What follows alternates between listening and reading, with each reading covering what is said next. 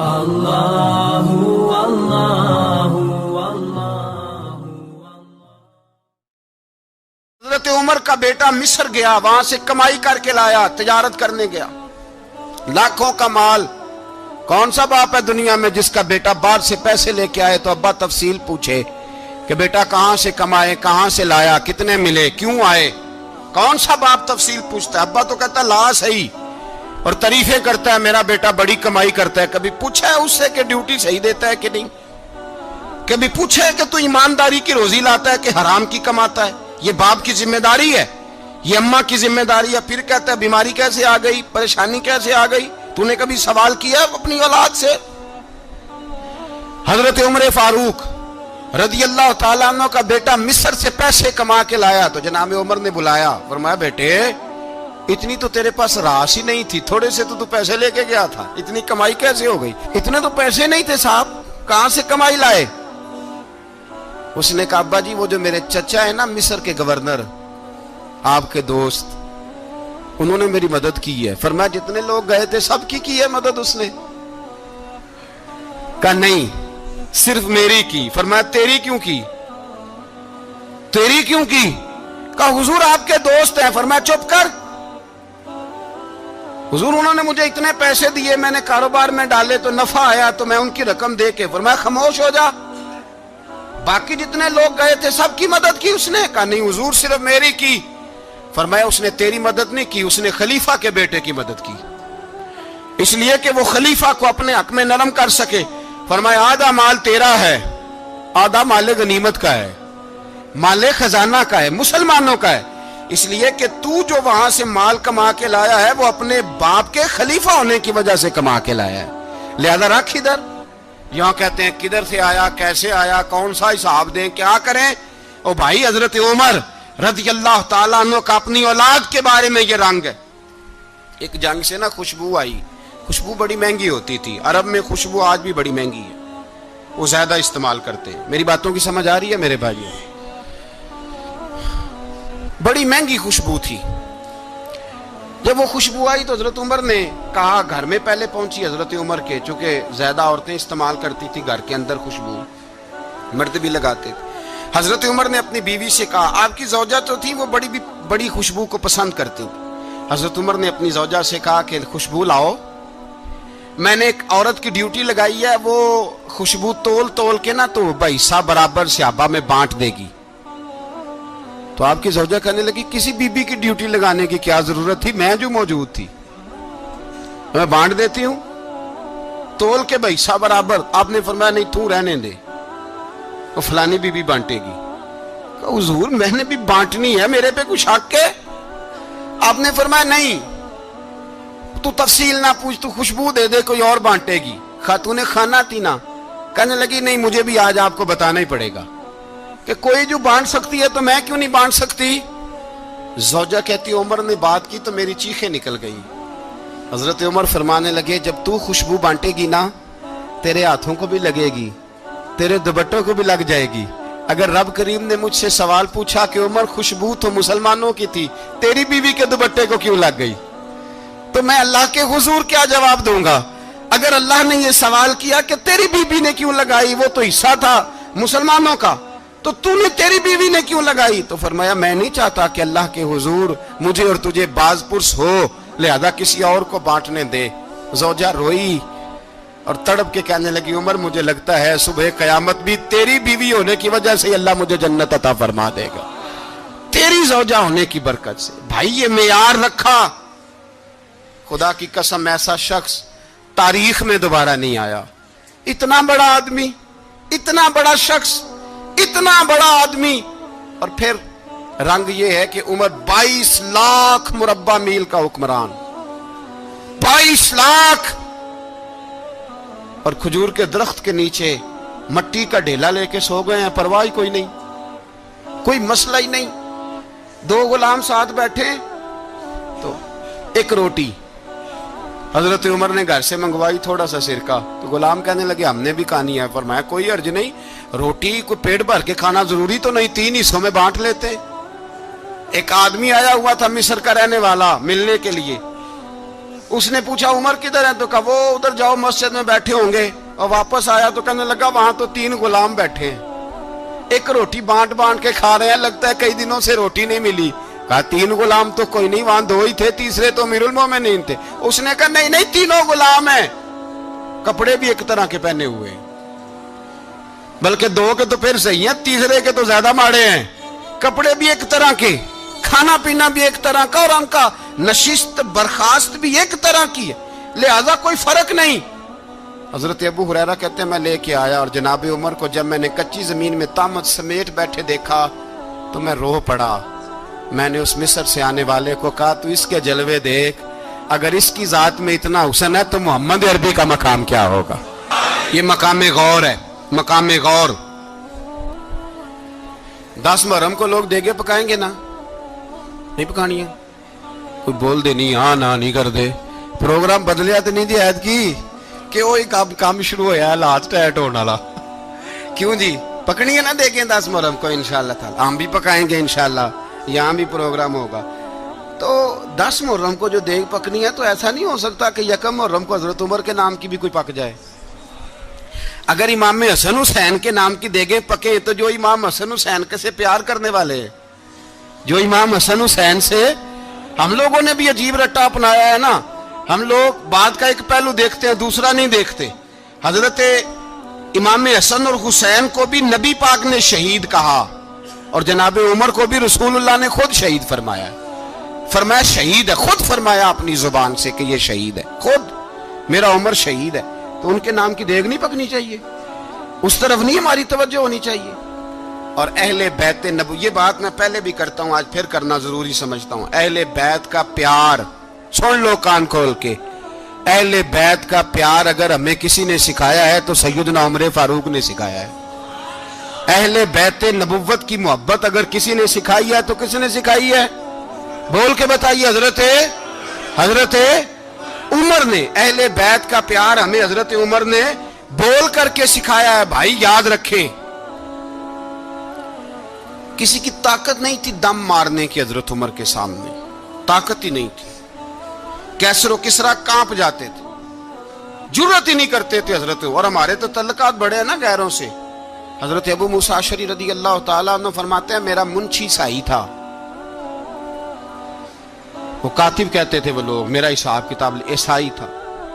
تو فرماتے ہیں ایک دن میں نے وہ سارا حساب کتاب لین دین کے حضرت عمر کو دکھائے تو فرمانے لگے جس نے لکھے ہیں اس کو بلاؤ. کہنے لگے حضور مسجد نہیں آ سکتا. کیوں نہیں آ سکتا؟ کہنے لگے وہ عیسائی ہے. کہتے ہیں حضرت عمر جلال میں آ گئے. آپ فرمانے لگے جنہیں رب دور کرتا ہے تم کیوں قریب کرتے ہو؟ جنہیں اللہ دور کرتا ہے. فرمایا تم غیروں کو اگر عہدے دو گے تو اپنوں کا کیا بنے گا؟ اگر تم غیروں کو عہدے دو گے تو اپنوں کا.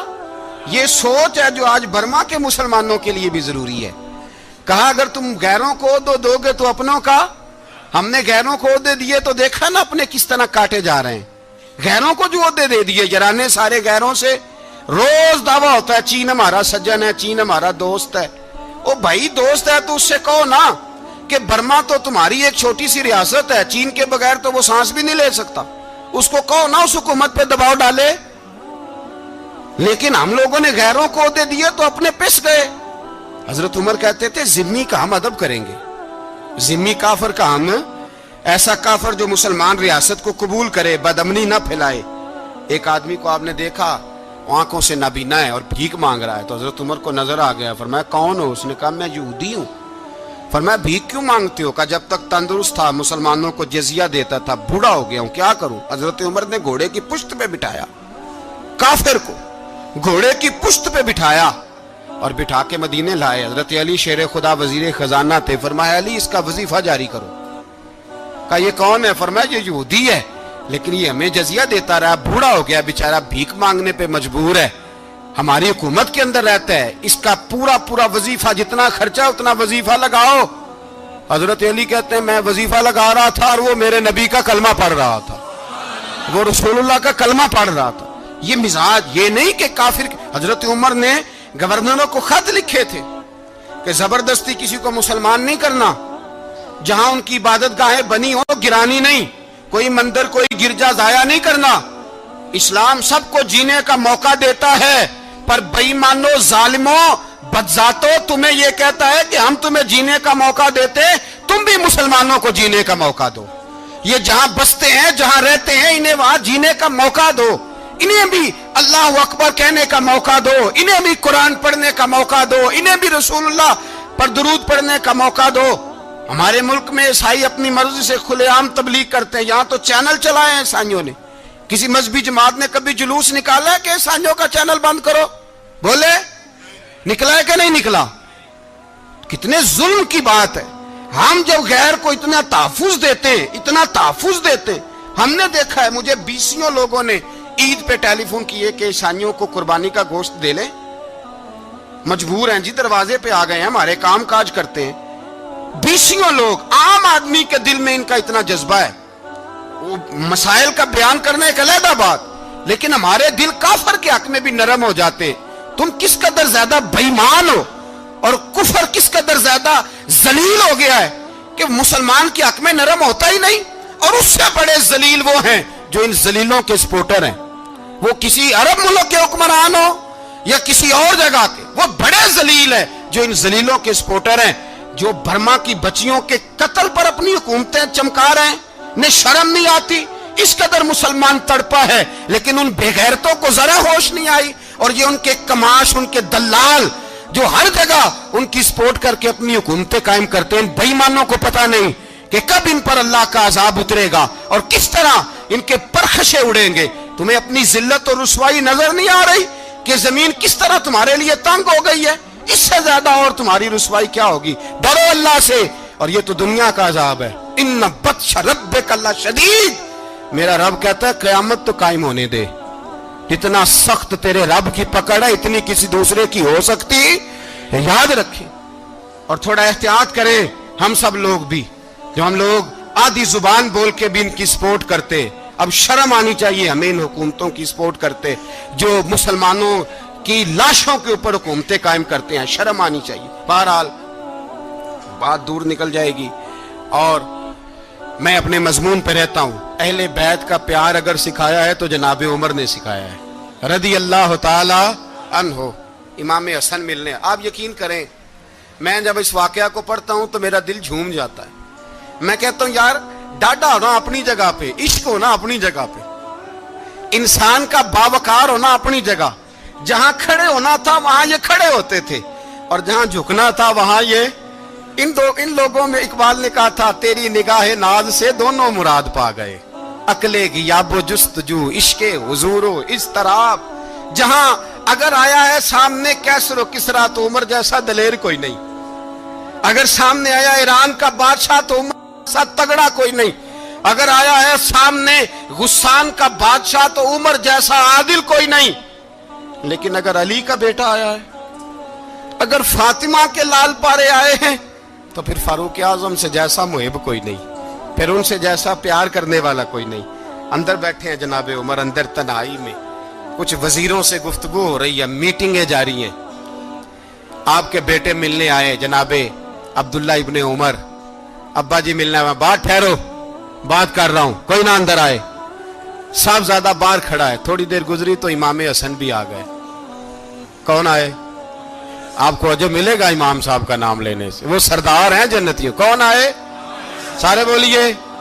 इमाम हसन, तेरी नस्ल पाक में है बच्चा बच्चा नूर का, तू है ने नूर तेरा सब घराना। इमाम हसन आए तो हजरत अब्दुल्ला इब्ने उमर को दरवाजे पे खड़े देखा।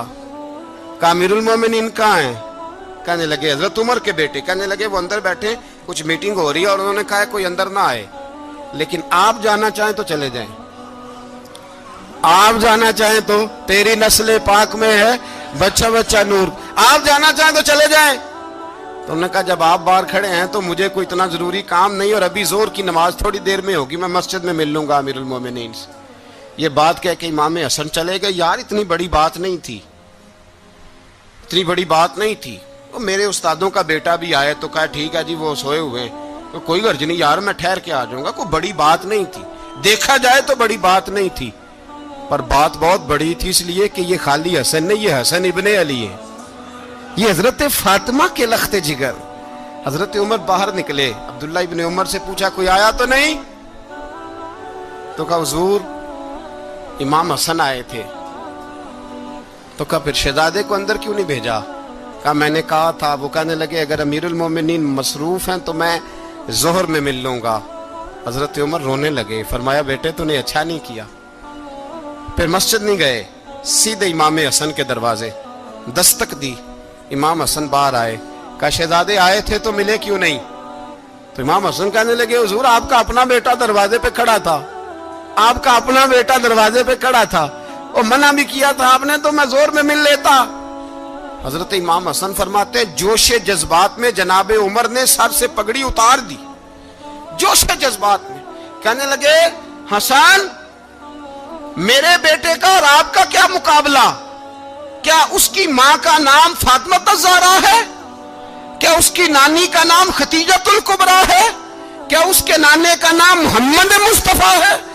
آپ کا اور اس کا کیا مقابلہ؟ پھر رو پڑے اور کہنے لگے بیٹے میں مکے کے صحراؤں میں اونٹ چرایا کرتا تھا, یہ جو میرے سر پر عزت کے بال ہیں یہ تیرے نانے کے اگائے ہوئے. میں مکے کے خبردار شہزادے خبردار. او بھائی اہل بیت نبوت کے ادب کا رنگ اگر سکھایا ہے تو سیدنا عمر نے سکھایا ہے. حضرت عمر فاروق اتھارٹی ہے, اسلام کی اتھارٹی. یکم محرم حضرت عمر کی شہادت ہے. یہودی بول اٹھا, کافر بول اٹھا. اگر 6 مہینے عمر دنیا میں اور رہتے تو دنیا میں کوئی کافر موجود نہ ہوتا. 6 مہینے. اور جب اس بطل جلیل کا جنازہ اٹھا, اللہ بخاری پڑھیے نا, اللہم ارزقنا شہادت فی سبیلک, اللہ بسترے کی موت نہ دینا, شہادت کی دینا. عمر شہید ہوئے, مسجد نبوی میں نماز پڑھاتے, اور جب جنازہ اٹھا تو مدینے کا پھر پیچھے جو دلیر بچے وہ مولا علی تھے. مولا علی, جناب عمر کا جنازہ اٹھا تو سب سے پہلی ہائے جو نکلی وہ حضرت علی کی زبان سے نکلی, اور حضرت علی ساری داڑھی آنسوؤں سے بھر گئی. لوگوں نے کہا کہ علی کیا ہوا؟ فرمانے لگے تم دیکھ نہیں رہے جنازہ کس کا اٹھا ہے, پلٹ کے دیکھو تو صحیح, تم پتہ نہیں یہ کون گیا ہے. کہ حضور کیا ہوا؟ آپ فرمانے لگے عمر اس طرح کے کام کر کے گیا ہے, اب ان کے رستوں پہ کون چلے گا؟ کون اس کے جگر راہ وفا میں؟ میں نقش ایسے چھوڑ آیا ہوں, میں جس منزل سے گزرا ہوں وہ اب تک یاد کرتی ہے. حضرت علی حضرت عمر کے جنازے پہ کھڑے ہو کے کہتے ہیں اللہ مجھے اس طرح کے عمل کرنے کی توفیق دے جس طرح کے عمر کر کے گیا. میرے بھائی بطل عزیز, بطل حریت حضرت عمر رضی اللہ تعالیٰ عنہ جو اپنی زندگی انقلاب والی گزار کے گئے. عمر جب دنیا سے گئے تو 80 دینار کا قرضہ تھا, 22 لاکھ مربع میل کا حکمران. اور اپنے بیٹے سے کہنے لگے بیٹے کوشش کرنا تیرے خاندان والے مل کے میرا قرضہ اتار دے, میری قبر پہ بوجھ نہ رہے, اور اگر خاندان والے مدد نہ کریں تو میرے دوستوں سے بات کرنا, وہ مدد نہ کریں تو پھر علی سے بات کرنا. ان کا پیار آپس میں اتنا اور تو اختلاف ثابت کر رہا. 80 دینار کا قرضہ چھوڑ کر حضرت عمر دنیا سے گئے, اور جاتی دفعہ کہہ گئے میرے بعد میرے بچوں کو حکومت کے مشورے میں بھی شامل نہ کرنا, حکومت کے مشورے میں بھی میری اولاد شامل نہ ہو. اتنا بڑا شخص اتنا بڑا رنگ دے کے یکم محرم کو جب عمر فاروق کا وصال ہوا تو بیٹے سے کہنے لگے اماں عائشہ سے جا کے کہو میرا بھی نبی پاک کے روزے میں دفن ہونے کو دل کرتا ہے. ایک قبر کی جگہ ہے اماں جی نے اپنے لیے رکھی ہے, بخاری ہے بخاری. حضرت عائشہ کے پاس صاحبزادے گئے, کہنے لگے اماں جی عمر کو زخم لگ گیا ہے, حالت بڑی پریشانی والی ہے. وہ کہتے ہیں اگر اماں اجازت دیں. سید عائشہ رو پڑی, فرمانے لگی کہ وہ اپنی قبر کی جگہ تو نہیں نہ کسی کو دیتا, پر عمر نے کمال ہی بڑا کیا, اسے کہو جاؤ گنبد خضرا میں قیامت تک جو مصطفیٰ پہ اور ابو بکر پہ سلام پڑے گا وہ تجھ پہ بھی سلام پڑھ کے جائے گا, جاؤ میں نے جگہ دی. اور اگر آپ نے ابھی تک ہمارا چینل سبسکرائب نہیں کیا تو فوراً سبسکرائب کیجئے, ساتھ ہی بیل آئیکن پر کلک کریں تاکہ مزید آنے والی ویڈیو ہیں وہ آپ کو وقت پر ملتی رہیں. اللہ حافظ.